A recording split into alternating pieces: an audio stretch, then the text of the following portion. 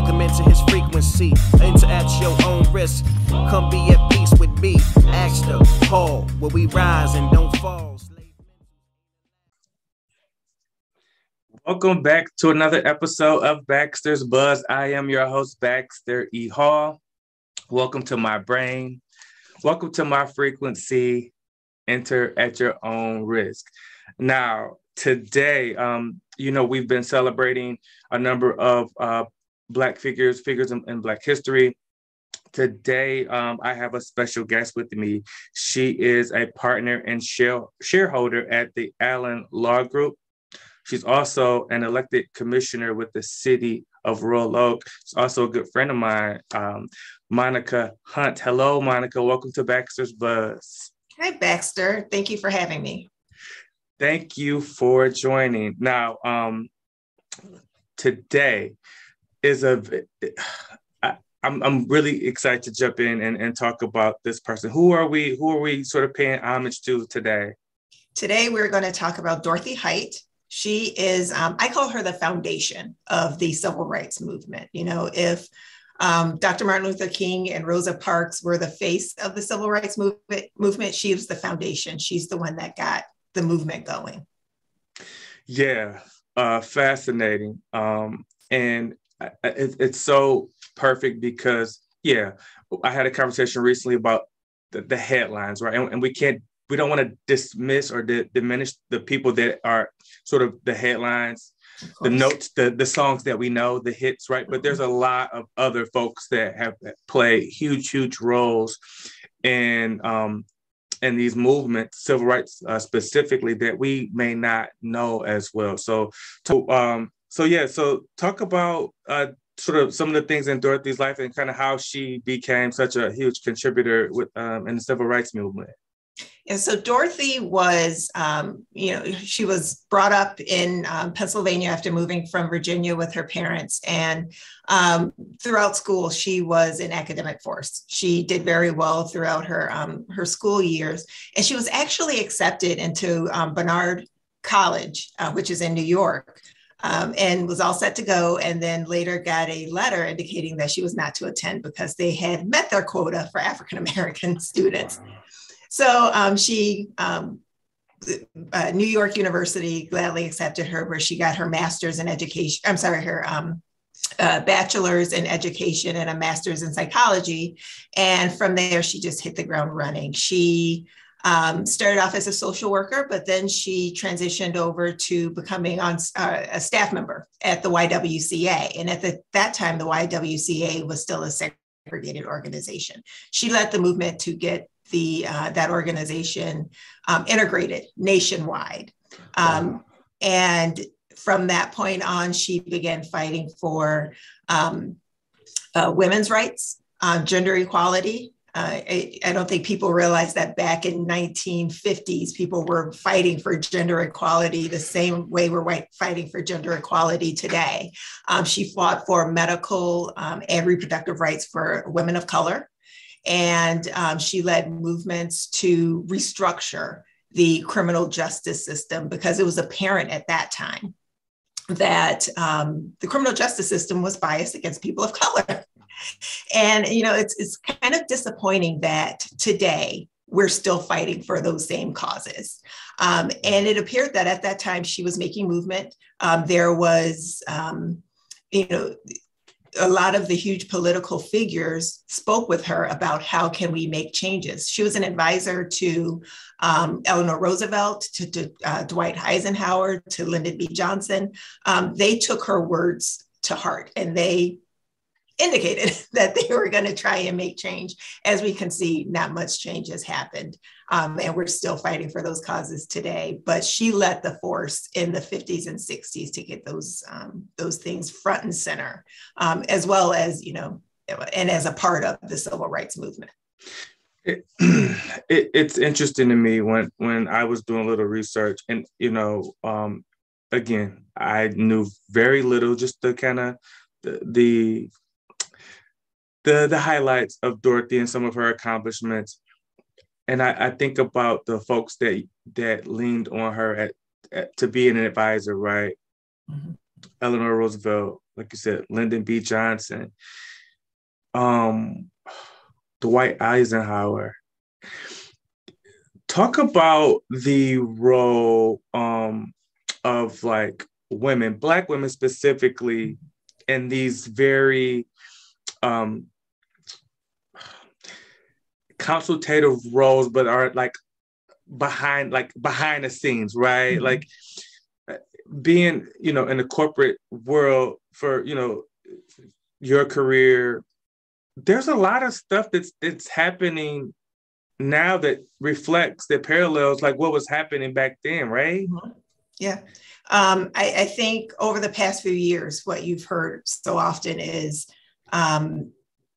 particularly with the last few elections, both the 2-year election and the 4-year elections, Black women got the Democratic Party to where it is. They were the ones that organized. They were the ones that, went out and fought for and highlighted the representatives that we need in our community that's going to do good for, not just Black women, not just Black individuals or people of color, but the entire nation.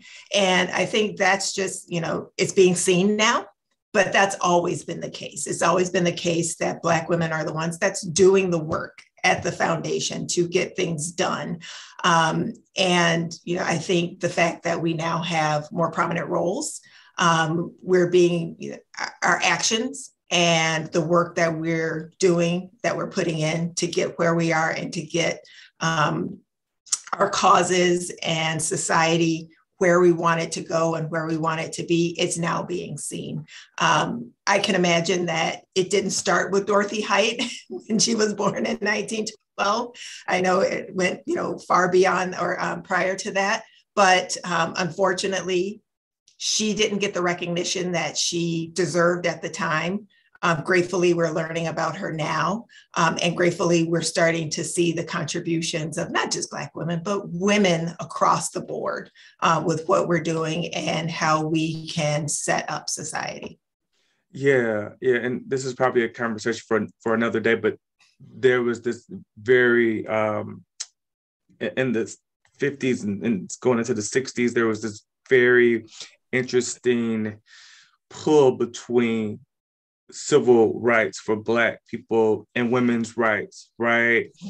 And that's a whole nother can of worms, but again, like you said, it's now 2022 and those fights are still being fought because of we're still not on equal footing.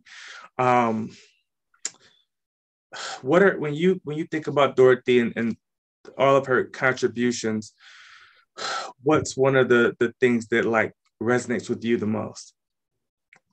I think the fact that she was, and it's interesting what you just said about the civil rights and women's rights, because she was, like I said, one of the foundation. She was the foundation of the civil rights movement. She was the one that got the rallies going, that organized. She logistically put those events together. And as prominent as she was, as respected as she was, at a time, women weren't allowed to speak at those events. She was on stage, but she wasn't allowed to speak. And she pushed to have women speak. And she was denied, but she still kept going with the civil rights movement. She realized that, even though her voice was being silenced, she was still going to push forward so that, people of color can still be heard. People of color can still have equal rights to be able to move ahead in society. And I can only imagine that at one point she believed that at some point women would be able to speak. So she had to continue to move on. So the perseverance of her, the fight to just keep going, despite the fact that she was being denied and pushed back. That's one of the things that that resonates with me, that I respect about her, and that is quite memorable. Yeah, yes. The whole, like the hypocrisy of the men in the civil rights movement, right? Mm-hmm. Saying we need equal rights, but no, we're not ready for women to speak on stage. But the perseverance that you mentioned, the organization, right? The logistic piece, it's like, yeah, all these other things don't work unless we have a plan that's executed, right? And that's not a small feat. It's not a small feat. Even today, it's not a small feat. And we have social media. We have ways to get information from, worldwide within seconds. There was none of that at that time. She logistically was the one that made everyone aware, from north to south, east to west, that, we're going to have a march on Washington. Come. That's not a small feat. That's right. Right. And no Twitter. No Twitter. Yeah. No Facebook. Yeah. No. Right. TikTok. Right. Yeah. So just salute to Miss Dorothy Height. Absolutely. And just all of the folks that are working behind the scenes, even to this day, that are making contributions that people have not yet discovered or celebrated. But just know that when you're doing things for the right reasons, that sometimes we have to put our goals, many times we have to put what we're trying to accomplish in front of sort of any sort of spotlight that we're looking for, right? So sort of the greater cause. Of course. And, I think many people want to be the face of things. Many people want to be the ones out front. But you really can't have that unless there's someone behind the scenes doing that work. If you're not going to do that work, somebody else has to be behind the scenes doing that work. Doing the promotions, making certain that that the message is getting across, that the right message is getting across, and not just stopping at the speeches and the rallies and the events. There's, grueling day-to-day, day, all week work that needs to be done to, move these things ahead. And gratefully, we had someone like Ms. Height to do that. Yes, absolutely. Very well said. So another great person to recognize as we celebrate figures in Black history. And as I always say, Black history is American history. And so let's try to keep that in the forefront. And I'm going to challenge myself and challenge everyone listening or watching to learn about these figures, these great contributors to society, because the stories are endless. The stories are endless. Of course.